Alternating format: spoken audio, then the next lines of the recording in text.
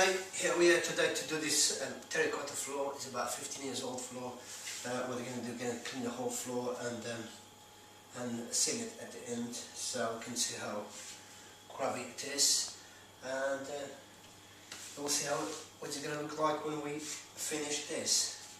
Okay.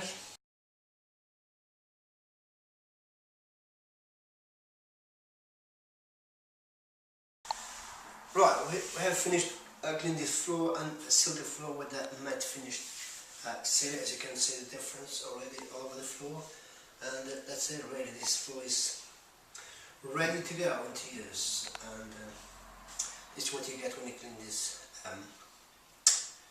properly, professionally. That's the result you get. Okay.